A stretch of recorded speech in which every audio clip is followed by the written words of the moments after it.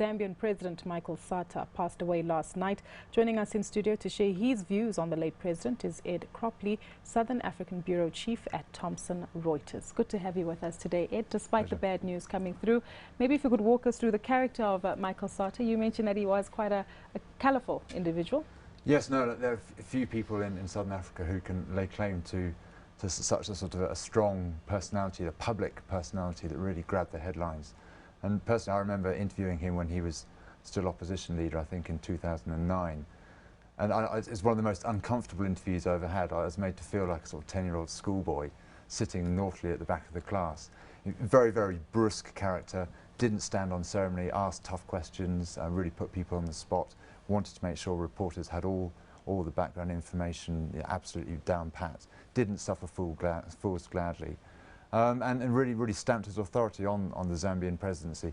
Of course, a lot of people maybe didn't like that. He had a very sharp tongue, not only with his political opponents, but sometimes with foreign investors, and especially if there were plans to lay off, say, large amounts of miners, as happened in the copper belt last year. So a controversial figure that he introduced into the economy. Lots of reforms, although sometimes, from an investment point of view, they weren't necessarily entirely favourable. He always had that very populist line, on the side of the workers. I think that was a legacy of his past as a union leader, and his dim, distant past. He had, of course, many hats throughout his career: policeman, a railway worker, famously at London's Victoria Station, and then ultimately president. And that leftist, slightly populist leaning, psychological leaning, didn't really ever desert him. And there's that famous incident last year, of course, with Konkola copper mines, who were trying to get rid of 1,500 workers, and he threatened to personally withdraw the mining license of the company. This, of course, is the biggest private employer in Zambia. Mysteriously, the work permit of the foreign chief executive of the company was revoked. So he was quite happy to play dirty if it suited his purposes. Did that work to the benefit of the country, though? I think the jury's still out on that.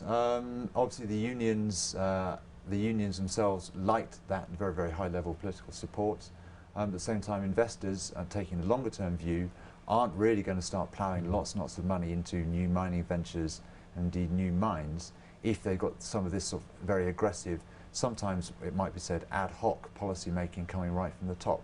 So the jury is still out on whether he was a force for good or indeed a force for instability and bad for Zambia. Was he a force for financial accumulation for his family? We do see this on the African continent often. I think Bongo is a great example, the postal worker who's one of the 10 richest people in the world when he died from Gabon. Was the late president of Zambia a wealthy man when he died?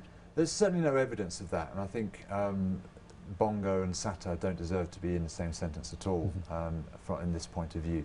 He had a very large family, 20 plus children. I haven't been through the genealogical records to work out exactly how many. He did have a very large family.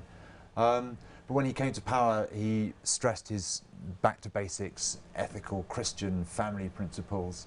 And nothing has really come to light to suggest that he deviated in any meaningful way in office from those ideas and those preachings. It's a bit of a role model in certain ways. What about his relationship with the Chinese? Very interesting. Before his election in 2011, he essentially didn't have a relationship with the Chinese. He used them very much as a populist political tub-thumping rallying point. Had scathing words for the Chinese, the Malaysians, the Indian investors. But the moment he's elected, who's the first person he calls? The Chinese ambassador. I think within 48 hours of his inauguration, the Chinese ambassador is sitting down having tea with him, hands across the table, sweetness and light. And in fact, there was really nothing concrete that emerged from his rhetoric in terms of policy towards China. So he used, like any canny populist political opposition leader, he used any single type of lever at his disposal. Then once he came into power, he knew exactly which way his bread was buttered. So a politician, not a statesman? I think that's true, yes. Yeah. King Cobra was the nickname that they gave to him, clearly, as you mentioned, because of his very sharp tongue. Yeah, that's true. And having felt it myself, I always make sure it featured prominently whenever we wrote about him.